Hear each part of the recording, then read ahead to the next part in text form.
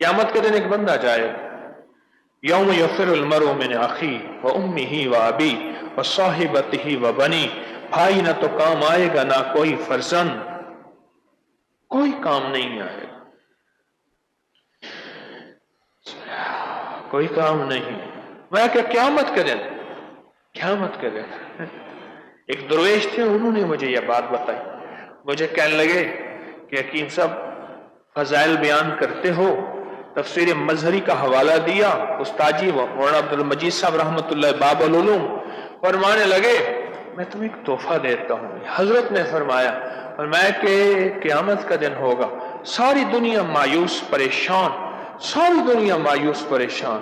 کوئی بھی نہیں، ماں سب چھوڑ جائے گا، ایک بندے کا ترازو تولا جائے گا، ترازو جب تولا جائے گا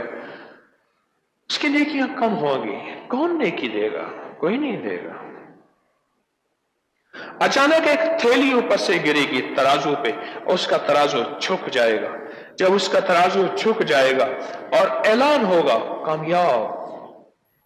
کامیاب، حیران ہوگا کہ آج کے دور میں کون بندہ ہے، کیا ایسی چیز ہے کہ مجھے کامیاب قرار دیا اور یہ ہو گیا، حیرت زدہ اعلان، انوکھا، پریشان، بھائی بہن ماں بیوی بیٹی سب ساتھی چھوڑ گئے، مجھے نیکیاں چھوڑ گئی، سب چھوڑ گئے، پر یہ کیا ہوا میرے ساتھ؟